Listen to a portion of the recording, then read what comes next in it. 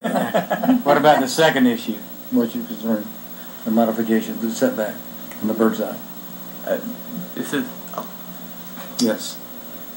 Just wanted to say that with this amendment that we're proposing here, we're not changing any of the front setbacks. It's just basically making the consistent between codes between the lot frontage and lot width. I just wanted to make sure that they knew that we weren't proposing any changes to the setbacks. Other than that we might have done it wrong previously. Yeah. We can go back and we can go back and make that change and bring it for you in a couple months. Understood. Comments, Dennis? No, as long as we're not changing the setbacks any, I guess my question was going to be, and Ken tried to address it there, is this is apparently for irregularly shaped lots, and it appears to me that basically what you're trying to do is establish a standard for measuring that front. And so I have no problem with that. Bob? Again, no reduction in setback, and you're trying to show some consistency and user friendliness and so on, and some harmony between 5 and 7. However, so I'm in agreement with that. My comment is every time the community development comes up and does a presentation, they have a lot of pictures. They must think that we're visual learners. I know that's Wayne's influence. We get John Shelley's. It's facts, but he's visual. I like that. Facts, and lack of humor. Right, and lack of humor. And so we got some good visual learning going on here. Thanks. Mary? No, I understand what they're doing. This is fine. George? Probably when we did the original setback, we weren't looking at double cab trucks. Yeah. It got real popular, though. Yes. I'm going to need to be able to input what the manager has announced with regard to having a recorded document, perhaps by way of amendment.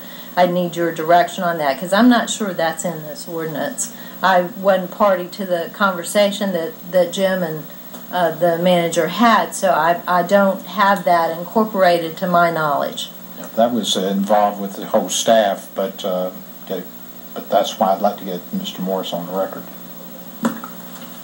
So that All I'm saying is I need the council's direction to input that revision. Mayor and members, I'm here, Jim Morris, on behalf of Hillwood, and I think Ken has explained it all pretty well, and in terms of the actual wording of the instrument that Margaret's referring to, we can work that out.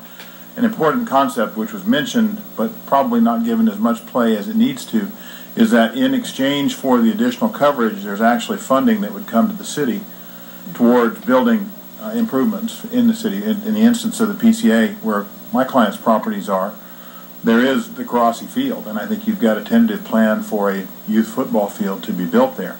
You have the land, and I think you have some volunteers, but you also need funding in order to accomplish it. So this really, the catalyst was really a discussion relating to that, and Ken and I were talking, and I immediately spoke to Ed Schatz, who's opened Vertigo here, but he's from Flagler County. He built a football field up there for youth practice. So the object is to accomplish some community good. From a standpoint of documentation, the concept is that the lots to be identified.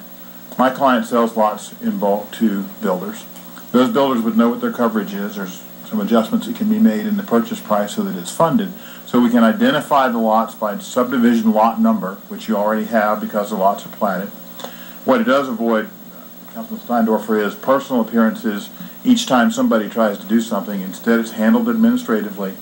The building department knows, your staff knows, we can use a form document, and funding for public improvements for recreational space would occur. And Mayor, it's not related really to the cul-de-sac question, but you know, I see kids in the neighborhoods, but I also see, because I'm around here a lot, how well used your recreation facilities are. And Port Orange maybe does that better than anybody else in this side of the county.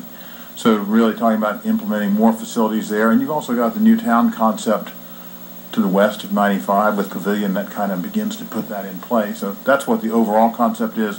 From a documentary perspective, I'm certain that Margaret and I can work that out. It's very simple from a standpoint of it effectively amounts to a covenant, which is standard stuff that we work with all the time. Mayor and Council, I do agree with Jim that wording has to be worked out. I'm going to encourage something stronger than a covenant that would be more perpetual rather than a covenant that might expire in 30 years. But what I'm talking about tonight is the ordinance. I want to have the teeth in the ordinance to make sure we get this document of record, and I think Jim and I can work on that, but I think it needs to be in your ordinance. So you're asking us to, Approve with that amendment in concept, and I'll bring you back that so language. you want to approve it, not? I think you can go ahead. I think everybody understands what you're trying to accomplish. Then I need an amendment to the motion. I'll make an amend the motion to add the city attorney's recommendation for legal descriptions on the PCA For the zoning. exchange process for the funding. For the greater lot coverage. Okay. Second. Got a motion second. Additional comments on the amendment, council? Thank you. Anyone? We have a motion and a second to approve the amendment as presented. Call the roll. Councilman Steinberg? Yes. Councilman Coleman? Yes. Councilman Kennedy? Yes. Vice Mayor Martin? Yes. Mayor Green? Yes, 5-0. What you have before you now is ordinance 2010-8 as amended. Additional comments, council?